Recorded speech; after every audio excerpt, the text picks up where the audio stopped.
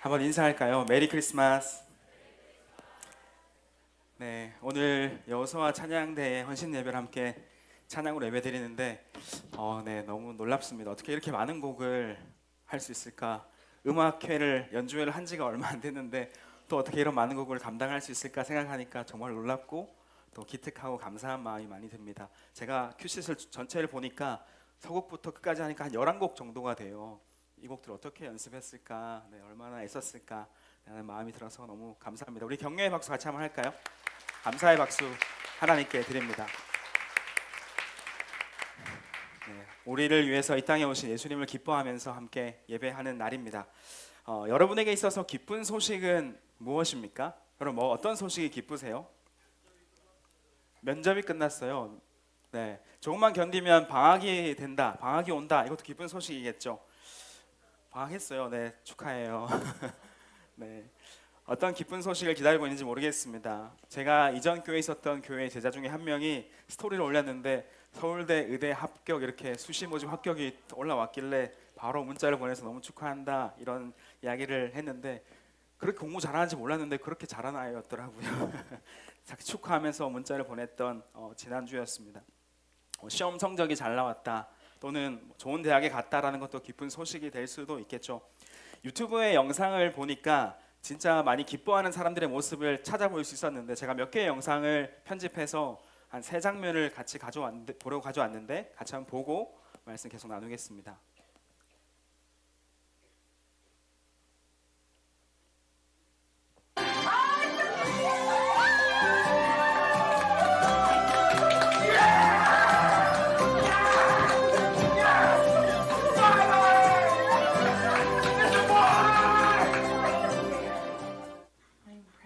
Hyper. I'm pregnant. Hyper. Yes. Yeah. Keep saying it. Keep saying You're it. going to be, you're going to be grandparent. Keep saying it. You're going to be a grandparent. Short. You're going to be a grandparent. Do you want me to what? You are. You going are. to. You are. Be. You are mean. You are. You are lovely. Going. You are. You going are going to to be. beach. You are going to the beach. You are going to be. You a- are going to beach and Be a. what? You are going to be a I'm going to behave. grandfather. I'm a father. Grandfather. A great father. Grandfather. Grandfather. Yes. I'm going to be a grandfather. Yes. Yes. I'm going to be a grandfather. I'm going to be a grandfather. I'm going to be a grandfather. Oh, we're going to be grandfather. I can't believe that. Are you going to get pregnant?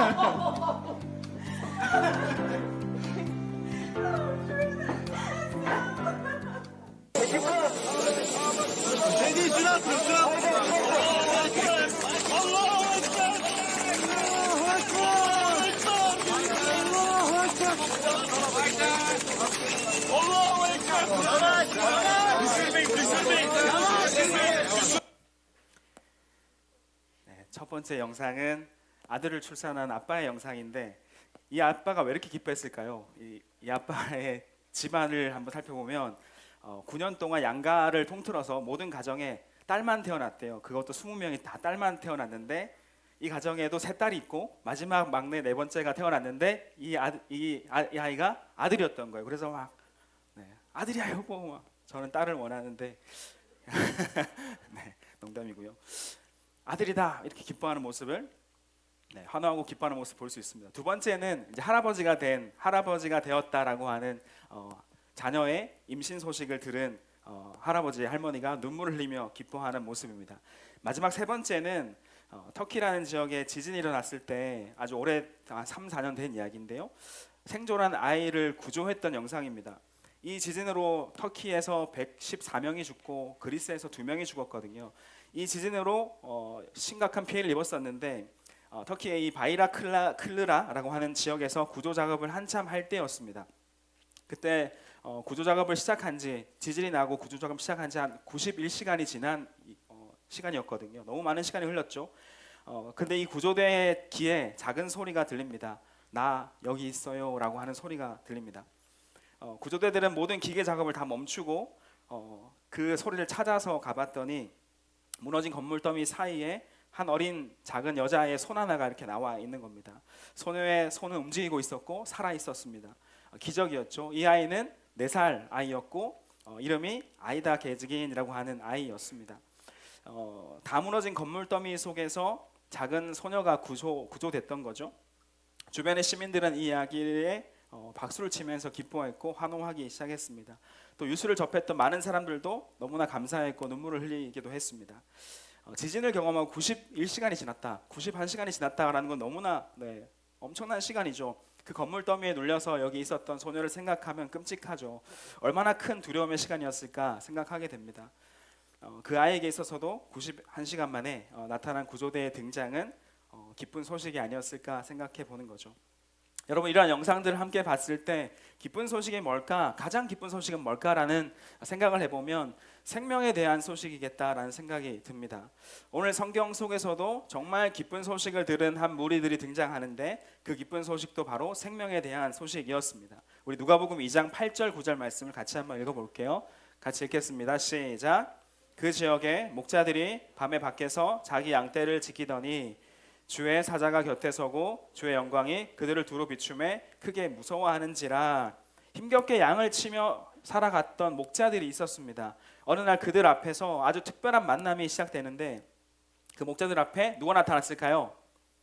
천사들이 나타납니다. 천사가 나타나서 주님의 영광의 빛을 비추기 시작했고 두려워하는 그들에게 천사가 이렇게 말합니다. 10절 읽겠습니다. 10절 시작. 천사가 이르되 무서워하지 말라. 보라, 내가 온 백성에게 미칠 큰 기쁨의 소식을 너희에게 전하노라. 두려워하지 마라. 모든 백성을 위한 어떤 소식이라고요? 큰 기쁨의 소식을 가지고 왔다라고 얘기합니다. 천사가 이들을 찾아와서 한 가지 소식을 전하는데 그 소식은 큰 기쁨의 소식이었다라고 이야기하고 있죠. 우리가 생각할 때 여러분, 목자들에게 있어서 기쁜 소식은 어떤 소식이었을까요? 그들의 삶을 생각해 보면 그 당시에 목자들은 그렇게 인정받는 사람들이 아니었습니다. 소외된 사람이었고 무시받는 사람들이기도 했고 천하게 여겨지는 사람이기도 했던 거죠. 가난하고 소외된 자였습니다. 그렇다면 이들에게는 어떤 소식이 기쁜 소식일까요? 천사들이 나타나서 이랬으면 좋았겠죠. 목자들아, 고생했다. 이제 목자 너희 끝났어. 금은보화 잔뜩 줄 테니까 편하게 살아라. 이제 밤에 나와서 이렇게 고생할 필요가 없다. 추운 데서 떨지 말고 이제 따뜻한 곳에 가서 편하게 살아. 여기 잠입 돌아가. 이제 떵떵거리며 살아라. 이제 편하게 행복하게 살아라. 사람들이 너희 무시하지 못할 거야. 목자 그만두고 너 행복하게 살아. 어쩌면 이게 가장 기쁜 소식이지 않을까요? 그런 천사들은 가장 기쁜 소식이라고 말하면서 그들에게 전했던 말씀이 11절 말씀입니다. 같이 읽을게요. 시작. 오늘 다윗의 동네에 너를 위하여 구주가 나셨으니 곧 그리스도 주시니라. 오늘 다윗의 마을에 너희를 위해서 구주가 나셨다. 곧 그리스도 주님이시다 라고 전합니다. 무슨 말씀입니까? 목자들아, 오늘 너희를 위하여 이 땅에 구세주가 태어나셨다. 영원히 죽을 수밖에 없는 죄인들을 구원하는 그분 예수께서 태어나셨다. 이것이 너희를 위한 기쁜 소식이고 모든 백성을 향한 기쁜 소식이다 라는 말씀을 전하신 겁니다. 죄로 인해 죽을 수밖에 없고 소망 없는 우리를 구원하시기 위해서 예수님께서 태어나셨다라고 하는 이 생명의 소식이 가장 기쁜 소식이다라는 것을 말씀한 겁니다. 여러분, 다시 여러분의 삶을 바라보며 질문해 봅니다. 저와 여러분에게 기쁜 소식은 어떤 소식입니까? 좋은 성적, 좋은 대학, 아까 말했던 여러 가지 이유들, 돈과 명예, 성공을 너에게 주겠다. 너무 좋은 기쁜 소식이죠. 그러나 이것이 가장 큰 기쁜 소식은 아님이 분명합니다. 우리에게 있어서도 가장 큰 기쁜 소식은 천사들이 목자들에게 전했던 것처럼 생명의 소식이자 구원의 소식이다라는 것입니다. 나의 생명을 구원하기 위해서, 죽을 수밖에 없는 나의 생명을 구원하기 위해서 예수님께서 이 땅에 오셨다. 나를 구원할 예수 그리스도께서 오셔서 나의 구원자가 되셨다라고 하는 이 소식이 가장 큰 기쁨의 소식이 되어야 할 줄 믿습니다. 다른 기쁨이 결코 이 큰 기쁨을 이길 수 없습니다. 아니, 이겨서는 안 되는 겁니다. 다른 것이 더 기쁘다면 우리 이 복음의 기쁨, 이 예수님이 태어나셨다라고 하는, 우리의 구원자가 되셨다라고 하는 이 기쁨 앞에 다시 서야 합니다. 이 복음이 나를 향한 사건임을 알게 된다면 우리의 인생은 완전히 변하게 될 겁니다. 예수님 왜 이 땅에 오셨을까요, 여러분? 하나님의 아들 예수님이 무엇 때문에 이 땅에 오셨습니까? 낮고 낮은 이 땅에 인간의 몸을 입고 왜 오셨습니까? 그 이유는 딱 한 가지입니다. 한번 따라할게요. 우리를 사랑하시기 때문에. 우리를 사랑하시기 때문에 이 땅에 오신 겁니다. 그냥 사랑하는 것이 아니라 모든 것을 다 내어주시기까지 우리를 사랑하시기 때문에 이 땅 가운데 오신 겁니다. 한 이야기로 말씀을 맺으려고 합니다. 눈이 수북히 쌓이도록 내린 어떤 추운 날, 강원도 깊은 산골짜기를 찾은 두 사람의 발걸음이 있었습니다. 나이가 지긋한 한 사람은 미국 사람이고 한 사람은 한국 사람이었습니다. 젊은 청년이었고요. 눈속을 빠져나가면서 한참 골짜기를 더듬어서 들어간 두 사람이 마침내 한 무덤 앞에 섰습니다. 나이가 지긋한 미국인이 한국인 청년에게 이야기합니다. 이곳이 네 어머니가 묻힌 곳이란다. 무슨 이야기일까요?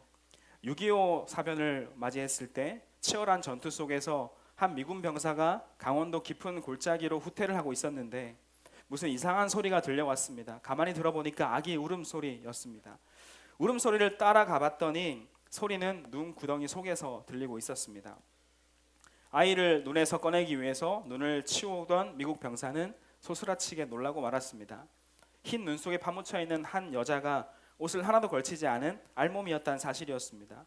피난을 가던 어머니가 깊은 골짜기에 갇히게 되자 아이를 살리기 위해서 자기가 입고 있던 옷을 다 벗어서 아이를 감싸고 허리를 구부려서 아이를 끌어안은 채 얼어 죽고 말았던 겁니다. 그 모습에 감동한 이 미군 병사는 언 땅을 파내고 어머니를 묻고 어머니 품에 울어대던 갓난 아기를 데리고 자기의 아들로 키웠다라고 합니다. 세월이 흘러 아이가 자라 청년이 되자 지난날에 있었던 일들을 다 이야기하고 그때 언 땅에 묻었던 청년의 어머니 산소를 찾아왔다라는 거죠. 이야기를 들은 청년이 눈이 수북히 쌓인 무덤 앞에 무릎을 꿇었습니다.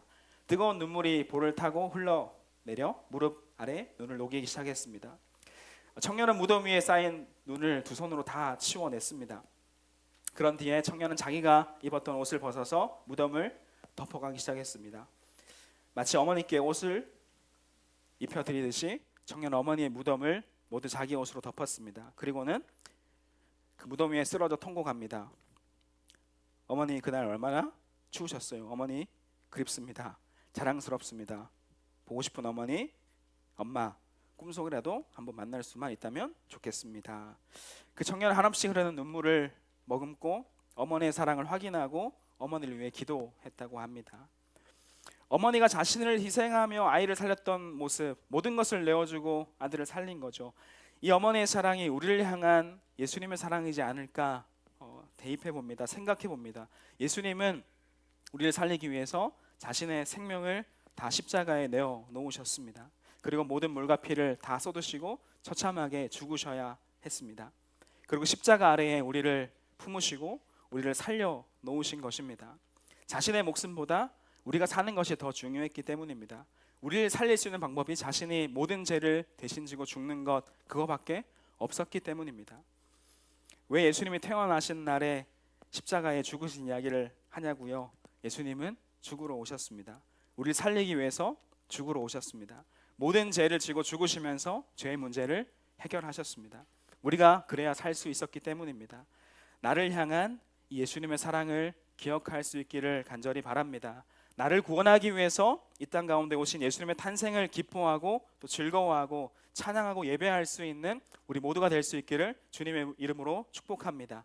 목자들은 이 소식을 듣자마자 누가 시키지도 않았지만 베들레헴으로 달려갔습니다. 그리고 이 땅에 오신 구원자 그 예수님을 만나고 예배할 수 있었습니다. 그들은 예수님을 노래하고 찬양했습니다.